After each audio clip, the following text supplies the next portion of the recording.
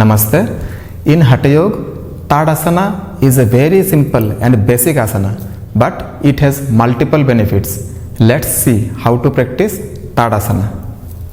To perform Tadasana, stand in Samasthiti, join your both the legs together, hands by the side of your body, expand your chest and roll back your shoulder.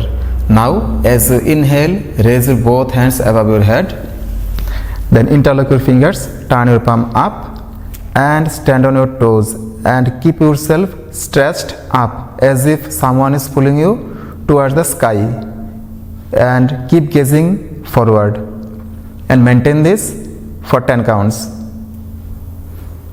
After that, exhale, drop your feet on the ground. With further exhalation, drop your both palm by the side of your body and come back to the normal position, Samasthiti, and stop the practice. And after that, you can relax in Shitila Tadasana and observe the effect of this asana. Now, let's discuss about the biomechanical aspects of Tadasana. First, foot and ankle stability. So, both feet are grounded. The weight of your body is evenly distributed through four corners of your feet. The ankles are stable. Thus, this arrangement will give you a solid base for this asana. The next point is alignment of your legs. Make sure your leg muscles are engaged. Don't bend your legs at your knees. So, kneecaps are lifted up, thighs and hips are aligned. The next point is alignment of your spine. So, keep your spine lengthened, maintain the natural curvature of your spine. Your neck and head will be balanced and relaxed. The next point is alignment of your shoulder. So keep your chest expanded and keep your shoulders rolled back. And while holding Tadasana, maintain conscious deep breathing. Let's discuss about the muscles engaged in Tadasana. Tadasana is very simple, but number of muscles are engaged and affected through Tadasana. In the lower body, the quadriceps are engaged to keep your knees straight and strong. Then the hamstrings are engaged to keep your thighs balanced and to support your pelvis.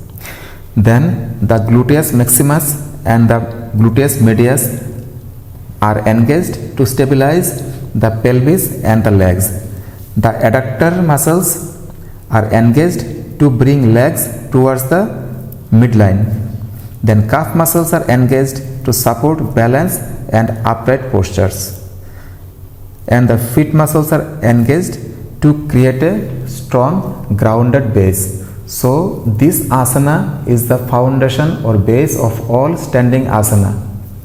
In the middle part of your body, that is the torso and the core, the rectus abdominis and the transverse abdominis are engaged to support your spine and maintain postures.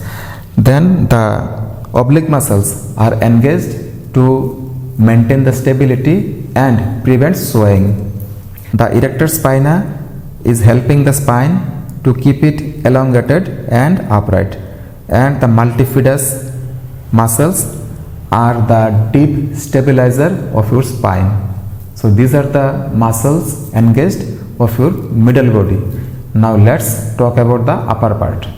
In the upper body, the trapezoids and in the backside rhomboids are engaged for rolling back our shoulder, and for stabilizing our shoulder, the deltoid muscles are engaged. The next muscles are latissimus dorsi, and these muscles are engaged for the alignment of upper back. Then serratus anterior are engaged for scapular stability, and when you are lifting your both arms up, then your biceps and your triceps are engaged. For alignment of your neck, the sternocleidomastoid and deep neck flexor muscles are engaged, and for the head balance, the suboccipital muscle just at the back of your neck are engaged. Let's discuss about the joints engaged in Tadasana. First is ankle joints. So ankle joints are in neutral position. Then knee joints are extended. Hip joints are in neutral extension. The sacroiliac joints remain stable. The spinal joints are in neutral alignment, maintaining the natural curvature of your spine.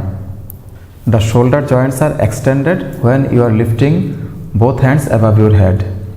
Then elbows and wrist joints are extended, and the head neck junction or the atlanto-occipital joints are neutral. And when you are lifting both arms above your head, then in that position the lumbar part of your spine, the thoracic part and the cervical part are in axial extension. Tadasana stretches our entire spine and the muscles of our whole body.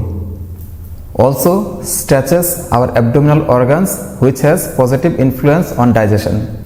This asana expands our chest, thus increasing the lung capacity and strength. This asana is very good for improving circulation, relieving back pain and managing stress and anxiety. This asana is very much beneficial for the kids, as regular practice of this asana helps to increase their heights. Avoid this asana in case of vertigo. Practice Tadasana every day and stay healthy. Namaste.